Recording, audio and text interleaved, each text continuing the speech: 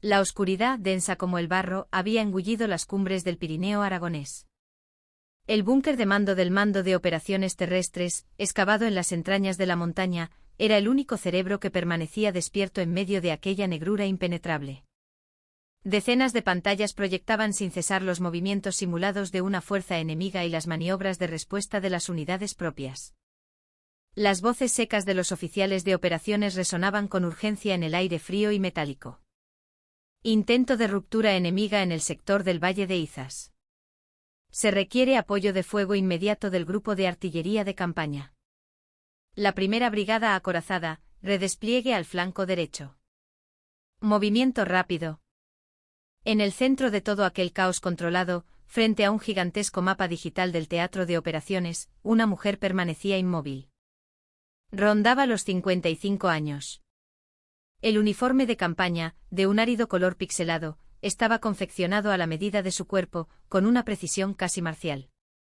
Sobre sus hombros las 3 estrellas de 8 puntas, el emblema más pesado del ejército de tierra español, brillaban bajo la luz artificial. Era teniente general.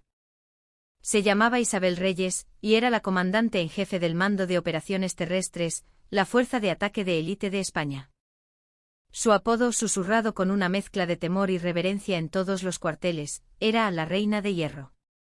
Fue la primera mujer de su promoción en la Academia General Militar en elegir el arma de infantería, y con el tiempo se había convertido en una leyenda, considerada la estratega más brillante de las Fuerzas Armadas. Su marido, compañero de armas, había fallecido más de una década atrás en un accidente durante unas maniobras en zona de operaciones.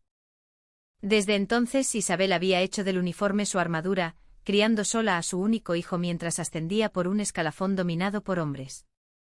Ese no es el punto de ruptura, la voz grave y fría de Isabel cortó el murmullo del búnker como un bisturí. Es una finta. El ataque principal no vendrá por Izas, sino por el collado de la Magdalena, a su izquierda. Grupo de artillería, corrijan coordenadas de tiro. Primera brigada, mantengan posición y prepárense para contraatacar. Una sola orden suya bastó para que toda la operación virara con una disciplina impecable. Ninguno de los oficiales dudó de su intuición. Era legendaria. Momentos después, la simulación confirmó su predicción. El grueso de las fuerzas enemigas fue aniquilado en el collado de la Magdalena. A las 3 de la madrugada, se declaró el fin del ejercicio. Buen trabajo. Fin del ejercicio a esta hora. Jefes de unidad, quiero el informe post-acción en mi mesa mañana a las 9 en punto. Sin más. Sin mostrar el menor atisbo de fatiga, Isabel salió del búnker y se dirigió a su despacho. Al quitarse el pesado casco de combate, quedó al descubierto su cabello oscuro, recogido en un moño impecable. Su mirada se posó en un pequeño marco de plata sobre su escritorio.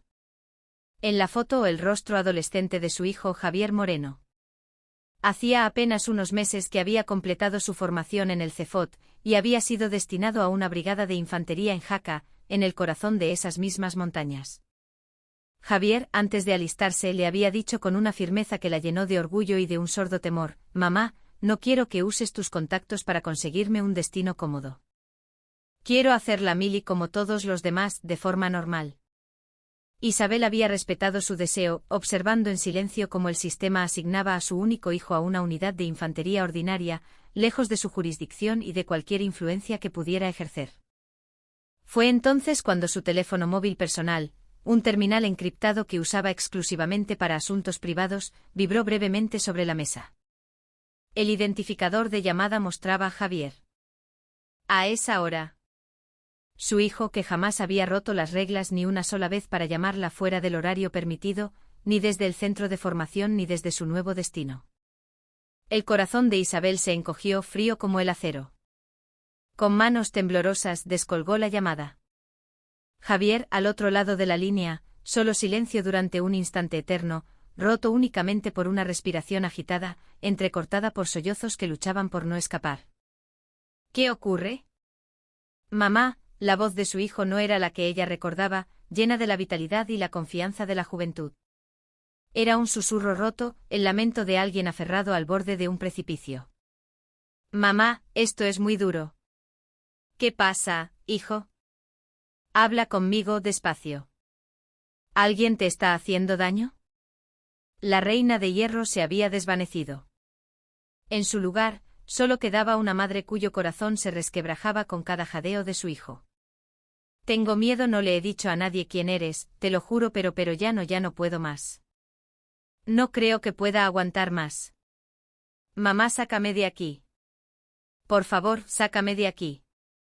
Esa última súplica destrozó la coraza de Isabel Reyes. ¿Dónde estás? ¿Desde dónde me llamas? En el baño de servicio de Imaginaria a escondidas. La llamada se cortó. Se había quedado sin batería o peor aún, alguien lo había descubierto.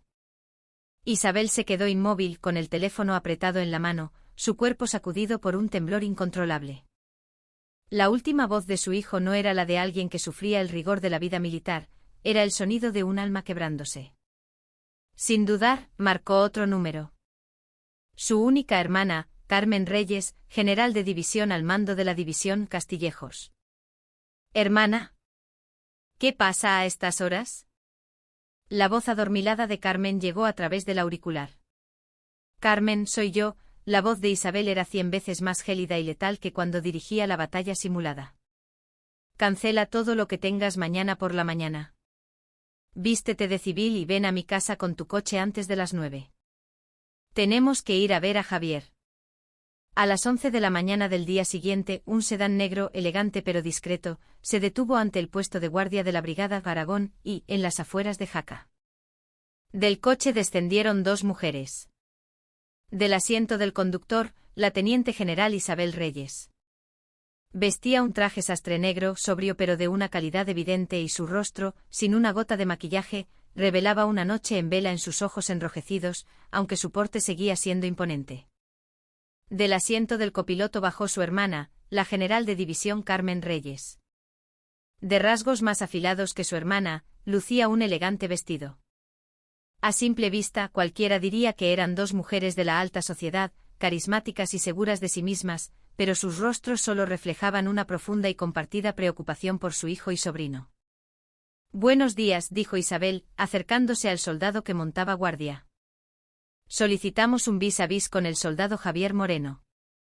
Desde la sombra del interior del puesto de guardia, dos figuras se acercaron con desgana. Uno era un suboficial con el galón de sargento en el brazo, de unos 30 y tantos años, el otro, un soldado con el distintivo de cabo. El sargento de guardia, un tal Morales, las examinó de arriba a abajo, deteniéndose en sus ropas de marca. Una mezcla de desprecio y una curiosidad lasciva asomó a sus ojos. ¿Un vis a vis? Ahora no es hora de visitas. ¿Qué hacen aquí un día de diario a estas horas? Su tono no era el reglamentario, sino el de alguien que busca pelea. A su lado, el cabo Díaz soltó una risita cómplice. ¿No lo sabe, mi sargento? Hoy en día las madres helicópteros se creen que el cuartel es una guardería. Vienen a ver si su niño se ha hecho popó. Oiga, usted. Carmen, de temperamento volcánico, dio un paso al frente, pero Isabel la detuvo con un gesto suave en el brazo. Isabel respiró hondo conteniendo una furia gélida. Personal de servicio. Su actitud es manifiestamente insolente. Identifíquense y diríjanse a nosotras con el debido respeto. ¿Insolente? El sargento Morales soltó una carcajada de incredulidad. Tenía una conocida aversión por las mujeres en el ejército, siempre pregonaba que la disciplina se había relajado desde que se les permitió entrar. Señora, ¿usted sabe dónde está? ¿Viene aquí a darnos lecciones de disciplina militar? ¿Es la primera vez que ve un cuartel? A un lugar como este no pueden entrar civiles así como así, y menos dos mujeres solas. Así que desaparezcan de aquí ahora mismo. El cabo Díaz se ajustó el casco y se acercó con aire amenazador. Oigan, señoras, váyanse por las buenas. Estamos muy ocupados. No monten un escándalo en la puerta del cuartel por un niñato consentido. Lárguense antes de que le haga un arañazo a ese coche tan caro. Los insultos caían como una lluvia sucia. Los ojos de Isabel se convirtieron en dos esquirlas de hielo. Había dedicado su vida entera al ejército. Y no podía tolerar que un soldado de España humillara de esa manera a un civil, y mucho menos a una mujer. Más allá del problema de su hijo, esto era una cuestión de honor y disciplina militar. Última advertencia, dijo Isabel mientras sacaba su cartera. Informen inmediatamente a su superior y verifiquen nuestra identidad. De lo contrario, ustedes serán los únicos responsables de las consecuencias. ¿Responsables? ¡Qué risa! La paciencia del sargento Morales se había agotado. Levantó la mano para apartarlas. Señoras, como no se larguen de una puta vez. No se atreva a poner un dedo sobre ella. La voz de Isabel contenía la misma autoridad letal que congelaba a sus oficiales en el búnker de mando. ¿Pero qué se ha creído esta tía loca? Justo cuando el sargento iba a empujar bruscamente el hombro de Isabel, las dos hermanas, en un movimiento sincronizado, sacaron sus identificaciones de sus carteras y las mostraron ante sus narices. ¿Y esto qué es? El sargento Morales se quedó sin palabras al ver las dos tarjetas. No eran un DNI ni un carné de conducir.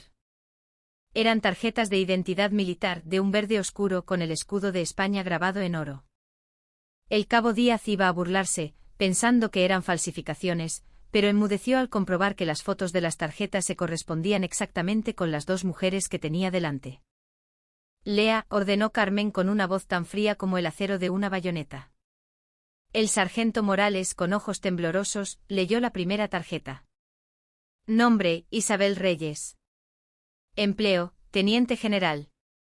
Destino, jefa del mando de operaciones terrestres. Su cerebro se detuvo. Teniente general. 3 estrellas. La comandante en jefe del cuerpo de ejército al que pertenecía su propia brigada. La autoridad suprema de todas las unidades del ejército de tierra en la región, un ser casi mitológico. La reina de hierro estaba allí, frente a él, bajo la apariencia de una señora. Aterrorizado, su mirada saltó a la tarjeta de al lado. Nombre, Carmen Reyes. Empleo, general de división. Destino, jefa de la división Castillejos. General de división. 2 estrellas. Aunque su división no era su superior directo, seguía siendo una comandante con la que un simple sargento como él jamás podría cruzar una palabra en toda su carrera. La boca del sargento Morales se abría y se cerraba sin emitir sonido. Su cuerpo entero comenzó a temblar como una hoja. El cabo Díaz ya no estaba pálido, su rostro había adquirido el color cerúleo de un cadáver. Señora madre helicóptero, desaparezcan de aquí. Cada palabra que habían escupido se había convertido en una espada que ahora apuntaba a sus gargantas. Sargento, le llamó la teniente general Isabel Reyes. ¿Ha quedado clara mi identidad? Mi teniente general, Morales parecía a punto de caer de rodillas. Yo no lo sabía, de verdad que no lo sabía. ¿Que no lo sabías? La general de división Carmen Reyes avanzó un paso, con una furia asesina en los ojos. Así que si no lo sabes, ¿puedes insultar a 2 ciudadanas llamándolas tías locas? Si no lo sabes, ¿puedes amenazarlas? ¿Crees que la nación te ha dado ese uniforme para que te comportes como un matón? He cometido un error terrible. Mi general, mi teniente general, merezco la muerte. Morales y Díaz cayeron de rodillas, golpeando el suelo con la frente. Silencio, ordenó Isabel, ignorándolos mientras sacaba su teléfono. Ahora no voy a llamar al jefe de la base. Voy a llamar al dueño de este terreno. Marcó un número. Su voz, despojada de toda emoción, era como el hielo del cero absoluto. Habla la jefa del mando de operaciones terrestres. ¿Es usted el general de división Mateo Balbuena, jefe de la brigada Aragón y...? Al otro lado de la línea, la voz de un hombre claramente sorprendido y alarmado, respondió. Sí. A sus órdenes, mi teniente general. Soy el general Balbuena. ¿A qué debo el honor? ¿Se pregunta a qué debo el honor? Dijo Isabel fríamente. Perfecto. Venga ahora mismo al puesto de guardia de su acuartelamiento. Traiga con usted al jefe de la policía militar. Le doy 5 minutos. Si tarda un segundo más, le juro que pondré su brigada patas arriba. Isabel colgó. Miró a los dos hombres arrodillados a sus pies. Levántense. Su castigo no ha hecho más que empezar. El general de división Mateo Balbuena, jefe de la brigada Aragón, estaba presidiendo la reunión semanal con su Estado Mayor cuando sonó el teléfono de línea directa con el mando de operaciones. Al otro lado, la voz de la Reina de Hierro le ordenó que se presentara en el puesto de guardia en 5 minutos. Balbuena se levantó de un salto. No entendía nada. Que la jefa del MOT y precisamente Isabel Reyes lo convocara sin previo aviso en la misma puerta de su base era una situación de emergencia extrema, casi equiparable a un estado de guerra. Que venga el capitán de la policía militar. Y preparen mi vehículo de mando, ahora. Gritó Balbuena mientras salía corriendo del búnker. Su mente era un torbellino de escenarios catastróficos. ¿Un accidente en unas maniobras? ¿Una incursión enemiga? Subió a su sedán de mando y junto al vehículo de la policía militar, voló hacia la entrada principal. Los 5 minutos que tardó en recorrer la distancia desde el cuartel general hasta la puerta le parecieron 5 años. Con un chirrido de neumáticos, el sedán negro con la placa de 2 estrellas se detuvo bruscamente. Balbuena saltó del coche antes incluso de que se hubiera parado del todo. Y entonces las vio. 2 mujeres de pie con una expresión gélida. Una era su superior directa, la teniente general Isabel Reyes. La otra su compañera de promoción en la academia y actual jefa de la división Castillejos, Carmen Reyes. 2 generales vestidas de civil, en su puesto de guardia. Y frente a ellas 2 de sus hombres, el sargento Morales y el cabo Díaz, petrificados con cara de terror. En ese instante Balbuena lo comprendió todo. No se trataba de una emergencia militar. Era algo mucho, mucho peor, un problema catastrófico de disciplina. A sus órdenes. Balbuena ejecutó el saludo más marcial y enérgico de toda su carrera. Mi teniente general, ¿a qué debo su visita a este humilde acuartelamiento? General Balbuena, dijo Isabel, apenas devolviendo el saludo. ¿Es así como instruye a sus hombres? ¿Permite que sus suboficiales se dirijan a ciudadanas llamándolas tías locas, les ordenen desaparecer y hasta intenten agredirlas?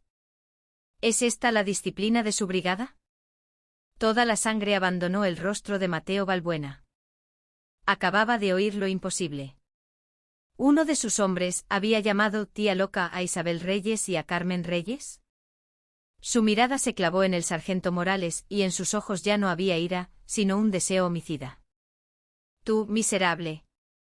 El sargento Morales, comprendiendo por fin la magnitud de su estupidez, se derrumbó en el suelo. Mi general, yo pensé que eran civiles. Cállate. El grito de Balbuena pareció hacer temblar la base entera.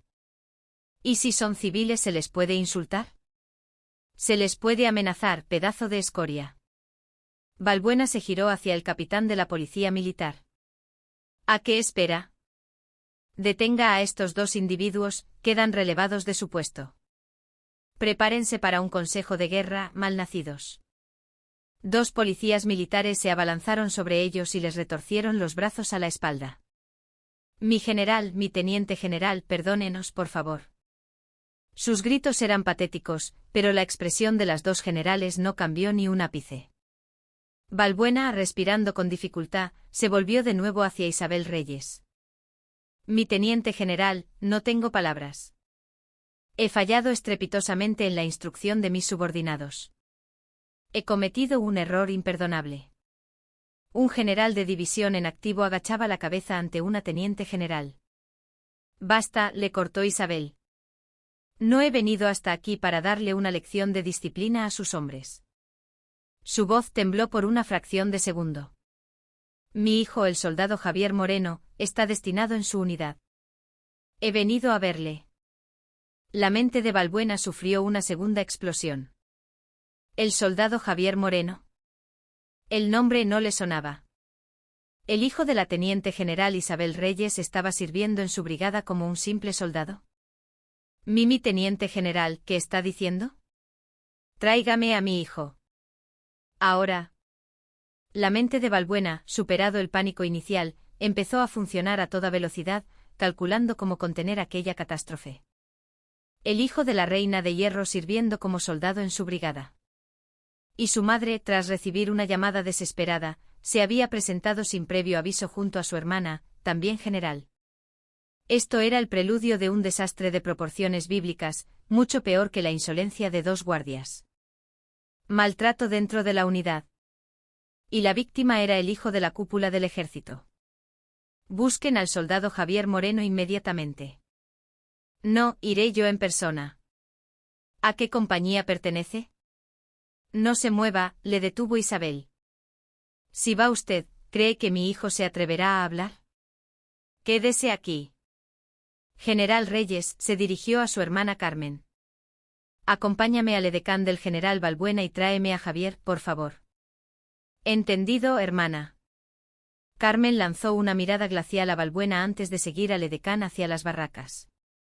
Balbuena se quedó solo con la teniente general Reyes en el puesto de guardia. Un silencio denso y letal se instaló entre ellos. Balbuena, empapado en un sudor frío, no se atrevía ni a respirar. Poco después, a lo lejos, vio a Carmen Reyes caminando de vuelta, prácticamente sosteniendo a un joven soldado. Al ver a su hijo, Isabel sintió que la sangre le hervía en las venas. La imagen gallarda que recordaba de la jura de bandera se había desvanecido. Su uniforme de campaña estaba sucio y arrugado. El rostro que asomaba bajo el casco estaba demacrado, con las mejillas hundidas, casi cadavérico. Tenía el labio partido y una costra de sangre seca. Pero lo peor eran sus ojos, vacíos, sin rastro de vida. Javier. El soldado Javier Moreno no se atrevía a levantar la cabeza. Estaba aterrado al descubrir que su tía era una general en activo, pero la idea de que su madre, la reina de hierro, estuviera allí, era simplemente inconcebible. Mamá, la voz de Javier era un hilo apenas audible. La vergüenza de que su madre lo viera en ese estado, tan débil y miserable, le hacía temblar. Isabel contuvo a duras penas el impulso de correr a abrazarlo. En su lugar, se giró hacia Mateo Balbuena. Sus ojos ya no contenían ira, sino un desprecio gélido. General Balbuena. Sí, mi teniente general. Ese chico es mi hijo. Lleva 2 meses en su brigada. Y está en ese estado. Mírelo bien. ¿Lo ve? Lo siento, mi teniente general, de verdad, yo no. A su despacho. Y llame inmediatamente al suboficial mayor de su brigada. El que mejor conozca la vida en las compañías. En el despacho del general, el ambiente era irrespirable. Isabel sentó a su hijo Javier en un sofá, mientras Balbuena permanecía de pie contra una pared como un acusado. Carmen le trajo un vaso de agua. Javier, al ver que su madre y su tía dejaban sobre la mesa sus tarjetas de identidad militar con sus 3 y 2 estrellas, comprendió por fin la situación. Mamá, yo no dije quién eras. Te lo juro, rompió a llorar. Lo sé, dijo Isabel, tomando la mano temblorosa de su hijo. Lo sé, cariño. Ya está. Ya ha pasado todo. Mamá está aquí. En ese momento, la puerta del despacho se abrió y el suboficial mayor de la brigada entró a toda prisa. A sus órdenes. Soy el suboficial. Basta, suboficial, le interrumpió Isabel. Hábleme de la vida en el cuartel de mi hijo, el soldado Javier Moreno. O mejor dicho, cuénteme todo lo que usted ha estado ocultando. Isabel lo sabía. Era imposible que el suboficial mayor, cuyos oídos debían ser los ojos y oídos de la tropa, no supiera nada de lo que le había pasado a su hijo. El suboficial mayor, un hombre llamado Ferrán, empezó a sudar profusamente. Sabía perfectamente que en la compañía de Javier Moreno, y en particular en su pelotón, conocido como el pelotón Víbora, las cosas no iban bien. Mi teniente general, lo lamento profundamente. La compañía del soldado Moreno ha sido objeto de varias quejas anónimas por problemas de convivencia. En particular, hay un cabo primero de apellido Soto. ¿Cabo primero Soto? Sí. Desde que fue nombrado jefe de escuadra, hemos recibido informes de que el trato que dispensa a los reclutas roza el maltrato. ¿Y el capitán de la compañía lo consintió? Intervino Carmen con dureza. O lo alentó. Fue más bien una omisión, mi general. Se rumoreaba que la familia del cabo Soto es muy influyente en la región, y el comandante de batallón nos había pedido que tratáramos el asunto con discreción. ¿Discreción? Isabel soltó una risa carente de alegría. Mi hijo está en los huesos, y usted me habla de discreción. Se giró hacia Balbuena. General, ¿usted no recibió ningún informe al respecto? Yo los detalles de la vida de cada soldado. Basta. Isabel se volvió hacia su hermana. Carmen, tú también eres general de división. Creo que este asunto lo resolveré más rápido si me encargo personalmente. Ocúpate tú de vengar a mi sobrino. El general Balbuena y yo esperaremos aquí los resultados. Aquello era la máxima humillación para Balbuena. La jefa de otra división, la tía de la víctima, iba a investigar un suceso ocurrido en su propia unidad. Pero no podía negarse. Como ordene, hermana. Carmen llamó inmediatamente al jefe de la policía militar y al oficial de asuntos internos. A partir de este momento queda clausurado el cuartel del batallón al que pertenece el soldado Moreno. Detengan y aíslen para su interrogatorio al cabo primero Soto, a sus cómplices, al capitán de la compañía, al suboficial de la misma y al comandante del batallón. Asumo temporalmente el mando de la investigación por orden de la teniente general Reyes. Proceda, balbuceó Balbuena, humillado. Esa tarde la brigada de Aragón y fue sacudida por un terremoto. La policía militar, dirigida por una general de otra unidad, peinó el batallón de arriba abajo. Javier Moreno fue trasladado a una habitación individual en la enfermería, bajo protección. Allí, le contó todo a su tía. El cabo Soto me escuchó hablar contigo por teléfono, mamá. ¿Qué? Solo te dije que estaba bien, nada más. Pero él me dijo que tu voz sonaba muy joven. Me preguntó si eras mi madrastra. Y a partir de ahí empezó el infierno. Soto usó la situación familiar de Javier para humillarlo, llamándole el huérfano sin madre. Cada noche antes de dormir, lo arrastraba al cuarto de limpieza y lo golpeaba sistemáticamente.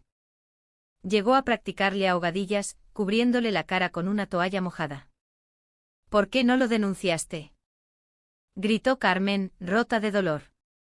Me amenazó, dijo que si hablaba, cogería la foto de mi madre y la manipularía con Photoshop para subirla a Internet. Dijo, si tu madre fuera una mujer decente no estaría siempre metida en un cuartel. Tenía miedo, tía, tenía mucho miedo. Carmen apretó los dientes con rabia. Aquello no era simple maltrato. Era un crimen destinado a destruir el alma de una persona. El cabo primero Soto fue detenido. Al principio, negó los cargos con arrogancia. ¿Yo? ¿Cuándo?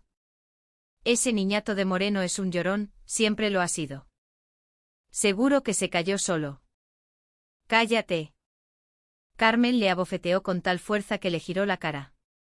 Sé perfectamente lo que le has hecho a mi sobrino, y he oído cada una de las palabras asquerosas que le has dicho. En ese momento un oficial trajo los objetos requisados del armario de Soto. Dentro encontraron la cartera de Javier, de la que había robado la única foto de civil que tenía con su madre, Isabel. Usaba esa foto para chantajearlo. La evidencia era irrefutable. Soto fue arrestado y puesto a disposición judicial. Los soldados que lo encubrieron, así como el capitán y el comandante que miraron para otro lado, fueron relevados de sus puestos y expedientados. Balbuena corrió de nuevo ante Isabel Reyes, inclinando la cabeza. Mi teniente general, lo siento de veras. No sabía que teníamos a un demonio así en mi unidad. Le aseguro que le caerá todo el peso de la ley militar. Basta, general. Buen trabajo. Parece que ha cortado la cabeza de la serpiente. La primera catarsis parecía haberse cumplido. Isabel agradeció oficialmente a Balbuena su rápida actuación y regresó a su cuartel general. Carmen hizo lo mismo, no sin antes advertirle que cuidara de su sobrino. Javier recibiría tratamiento en la enfermería y pronto sería trasladado a un puesto seguro en la plana mayor de la brigada. Todo parecía resuelto. Pero esa noche en su despacho Isabel leía una y otra vez el último mensaje que le había enviado su hijo: no le he dicho a nadie quién eras, mamá. Pero ya no puedo más. Algo no encajaba. Soto había empezado a maltratar a Javier tras oírle hablar con su mamá. Incluso le robó la foto para chantajearlo. Por lo tanto, Soto debía pensar que la madre de Javier era una mujer corriente. Entonces, ¿por qué Javier le había escrito: no le he dicho a nadie quién eras? Sonaba como si alguien lo estuviera presionando para que revelara la identidad de su madre.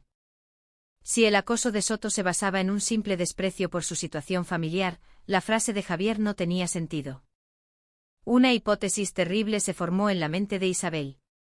¿Y si el cabo Soto sabía desde el principio que Javier era el hijo de alguien importante? Llamó a su hermana. Carmen, me dijiste que la familia de Soto era influyente en la zona. ¿Podrías investigar si su destino en esa brigada fue inusual? Hermana, ¿qué dices? El caso está cerrado. No. Algo no cuadra. El motivo por el que Soto atormentaba a Javier podría no ser solo por pura maldad. Carmen confiaba en la gélida intuición de su hermana. Movió sus hilos y rebuscó en los archivos de personal del ejército. Al día siguiente descubrió algo impactante. Hermana, lo tengo. La voz de Carmen temblaba. Soto originalmente fue alistado en un regimiento bajo mi jurisdicción. Pero justo después de la formación básica, fue reasignado de forma excepcional a la brigada de Valbuena. Como soldado de especial seguimiento. ¿Quién lo trasladó? Mateo Valbuena. Envió una solicitud de cooperación personal a la Dirección de Personal del Mando de Personal. El padre del cabo Soto es el presidente de Construcciones Soto e Hijos, la mayor contratista de obras militares en la provincia de Huesca.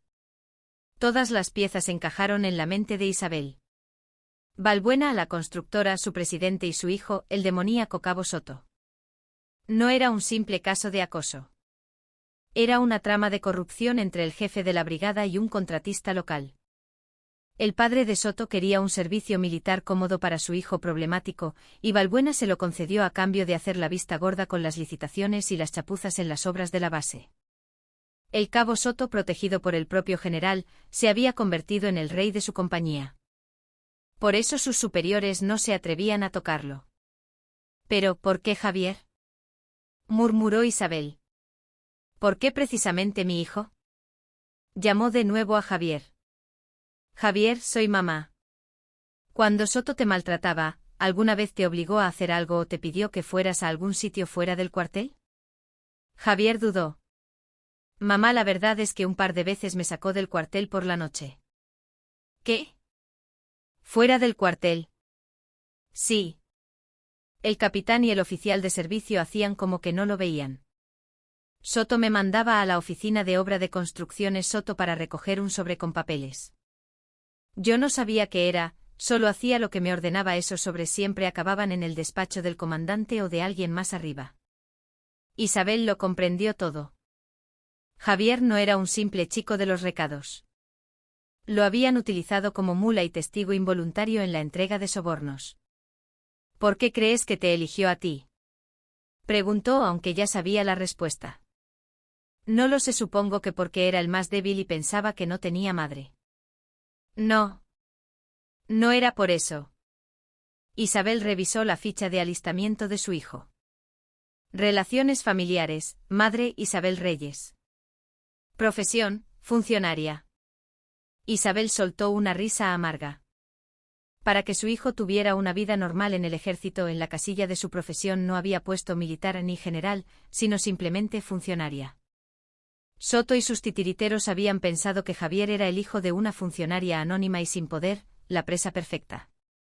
Por eso lo usaron como mula y lo torturaron para asegurarse su silencio. No le he dicho a nadie quién eras, mamá. Esas palabras no eran una simple afirmación. Eran el grito desesperado de un hijo que rezaba para que su madre no fuera una simple funcionaria sin poder, para que tuviera la fuerza necesaria para salvarlo. Esta era la primera vuelta de tuerca. No era un simple caso de abuso, sino un gigantesco entramado de corrupción entre un general y un contratista. Y en el centro de todo estaba ella. Su intento de proteger a su hijo se había convertido en el cebo que lo había arrastrado al infierno.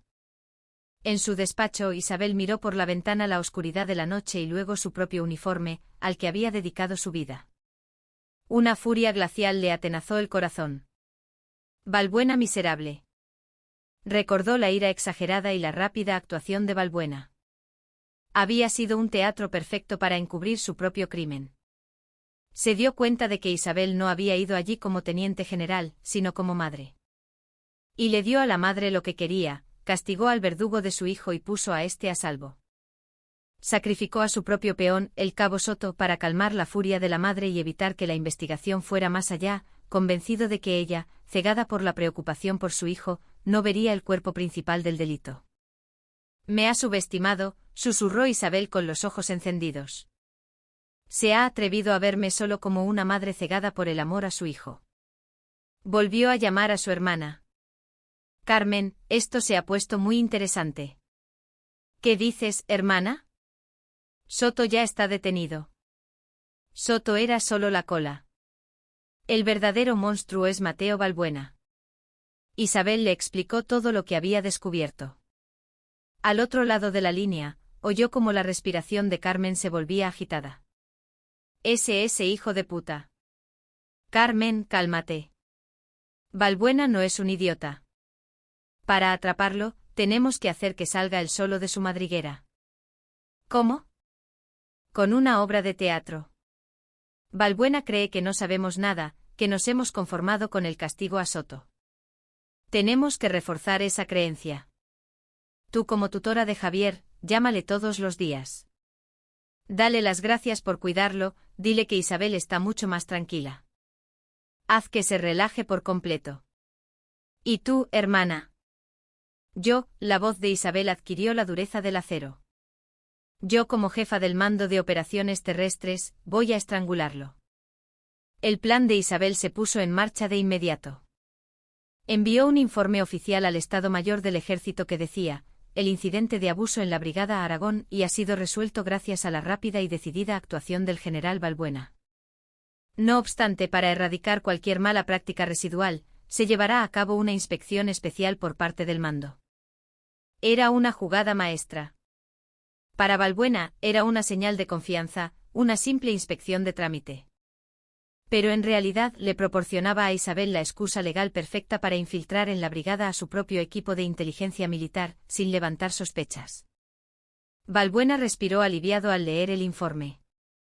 La reina de hierro no es para tanto, pensó. Al final, solo le importaba su hijo. Cuando además recibió las agradecidas llamadas de Carmen Reyes, bajó la guardia por completo. Mientras tanto, el equipo de inteligencia de Isabel, apodado Fénix, se infiltró en la brigada bajo la apariencia de inspectores.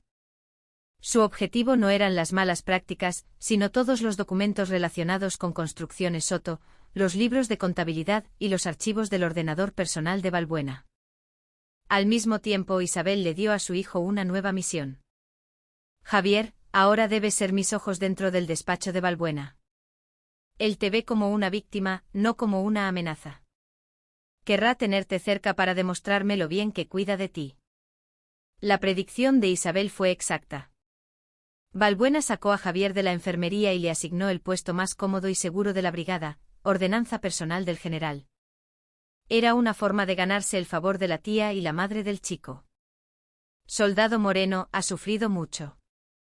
A mi lado estará más seguro, le dijo Valbuena, palmeándole el hombro con una sonrisa paternal. Javier, interpretando el papel de un soldado asustado y agradecido, le juró lealtad. Mi general, gracias. Haré lo que usted me pida. Así, los ojos de la reina de hierro se instalaron en el corazón del enemigo. El segundo acto de la venganza acababa de comenzar.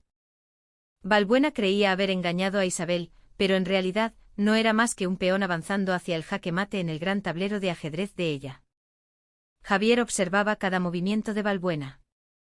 Descubrió que cada tarde el general hacía una llamada desde un teléfono seguro a un número desconocido. Vio cómo el padre del encarcelado cabo Soto seguía visitando el despacho del general como si nada. «General, ¿está seguro de que mi hijo mantendrá la boca cerrada?» «No se preocupe, señor Soto. Él solo era la cola. Y la cola no puede morder al cuerpo. La tal Isabel Reyes está satisfecha con que su hijo esté a salvo. La inspección es puro teatro. Nosotros tenemos que seguir con lo importante. Javier contuvo el aliento. Lo importante. Se fijó en que durante la inspección de los archivos, Balbuena siempre cerraba personalmente un archivador concreto y se guardaba la llave.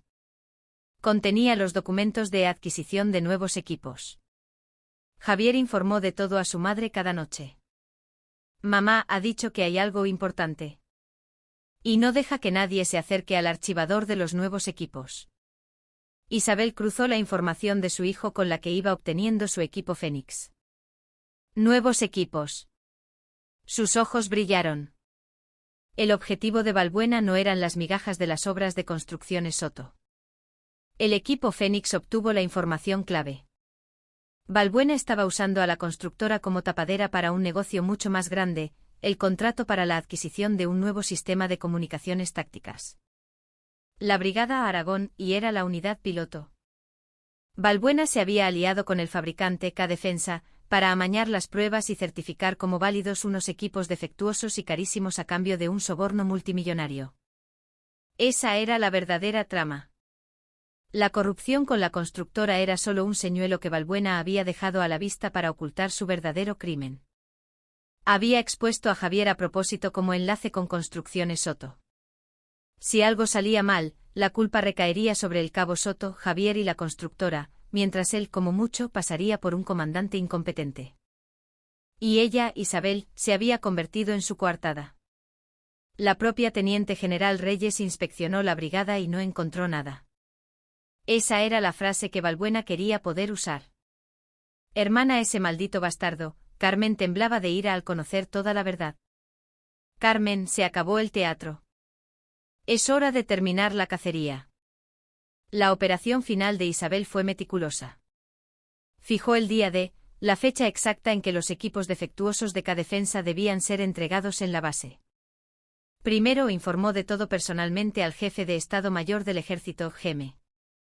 El Geme, enfurecido ante un acto que rozaba la traición, le otorgó a Isabel plenos poderes por encima de su rango. General Reyes, confío en usted. Restaure el honor de nuestro ejército. El día de la operación, la entrega de los equipos de K-Defensa coincidió con una inspección sorpresa de preparación para el combate ordenada por Isabel a toda la brigada. Balbuena entró en pánico. Mi teniente general, tenemos una recepción de material importante, ¿no podría posponer la inspección? General, la voz de Isabel era de hielo, ¿acaso la guerra espera a que terminemos de recibir material? La inspección se mantiene. Desesperado, Balbuena intentó ocultar los equipos en un almacén secreto en la parte trasera de la base. Y le encomendó la misión a su leal ordenanza, Javier Moreno. Soldado, usted es mi único hombre de confianza. Unos camiones entrarán por la puerta de atrás. Guílos discretamente al almacén 3, sin que el equipo de inspección los vea. El futuro de esta brigada depende de ello. A sus órdenes, mi general. Respondió Javier, interpretando su papel a la perfección. Balbuena acompañó personalmente a Isabel en su recorrido, intentando distraerla. Mi teniente general, por aquí tenemos el campo de tiro, una instalación modélica. Basta, le cortó Isabel. No me interesa el campo de tiro. Quiero ver sus almacenes. En concreto, el almacén 3. El rostro de Balbuena se volvió blanco.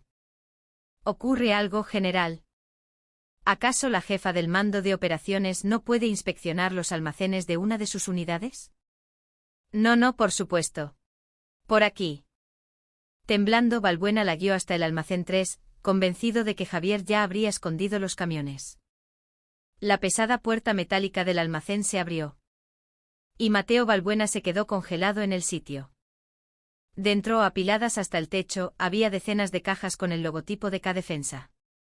Frente a ellas, su leal ordenanza, el soldado Javier Moreno, estaba en posición de firmes. Y a su lado, la tía de Javier, la general de división Carmen Reyes, flanqueada por un equipo de operaciones especiales de la policía militar. Javier, murmuró Balbuena, incrédulo. El soldado Javier Moreno ya no era el recluta asustado.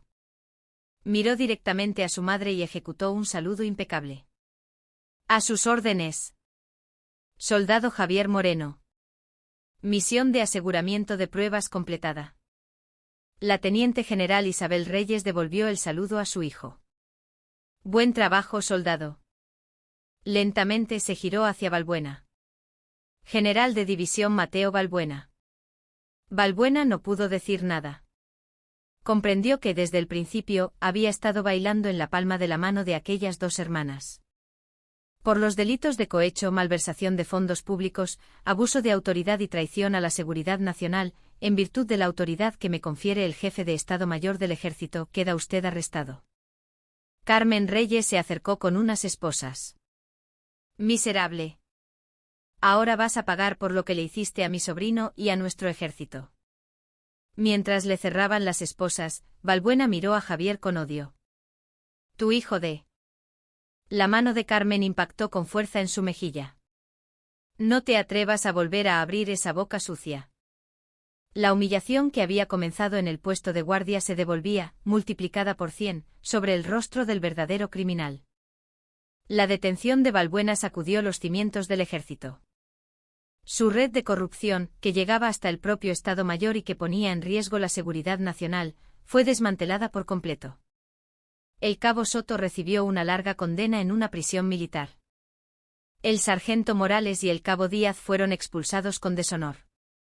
Un año después, un día soleado de otoño, el ahora cabo Javier Moreno, a punto de licenciarse, se presentó en el despacho de su madre durante su último permiso. A sus órdenes. Cabo Javier Moreno, se presenta a su regreso de permiso. Su hijo había cambiado por completo. Sus hombros eran más anchos, su mirada, firme.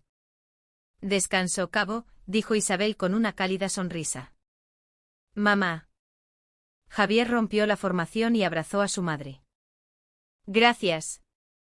Y perdona. No. Isabel le devolvió el abrazo. Gracias a ti, hijo.